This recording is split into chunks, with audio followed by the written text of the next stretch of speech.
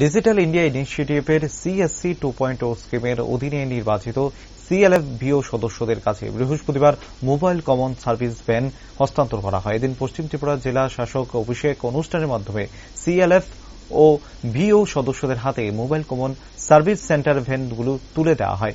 জেলা মিশন ব্যবস্থাপনা unit TRLM পশ্চিম ত্রিপুরা জেলার 4টি এডিসি ব্লকের ভিলেজগুলোতে পরিষেবাগুলো প্রদান করা হবে।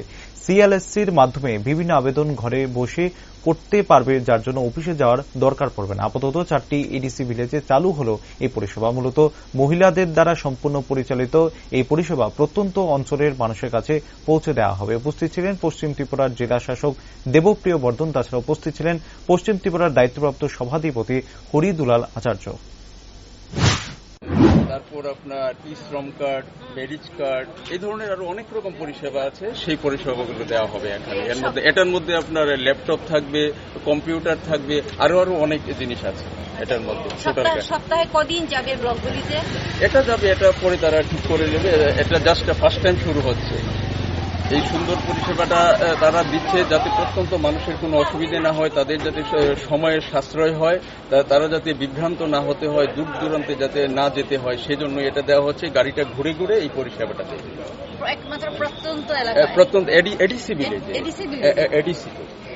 এটি আমাদের 4টা ব্লক আছে, লেপুঙ্গা, হেজামারা, মান্দাই এবং আপনার বেলবাড়ি। এই 4টা ব্লকে এই পরিষেবাটা দেওয়া হবে। এই পরিষেবা আপনাদের নিজস্ব কর্মচারীরাই থাকবে? না, এটা টিআরএলএম এর যারা আছে, টিআরএলএম থেকে তাদেরকে করা হয়েছে, সিলেক্ট করা হয়েছে এবং তাদের এই মহিলারা যারা আছেন তাদেরকে ড্রাইভিং প্রশিক্ষণ দেওয়া হচ্ছে এবং এই সাবজেক্ট ম্যাটারেও তাদেরকে প্রশিক্ষণ দেওয়া হবে। তারপরে পরিষেবাটা চালু হবে। সবগুলো গাড়ি কি মহিলারা চালাবে? মহিলারা চালাবে। এটা তো বলবেন না, এটা মহিলাদের জন্য। এটা সেলফ হেল্প গ্রুপের মহিলা? হ্যাঁ, সেলফ হেল্প গ্রুপের মহিলা। স্যার, আপনি টোটাল কয়টা গাড়ি দেওয়া? এখন 4টা ব্লককে 4টা গাড়ি দেওয়া।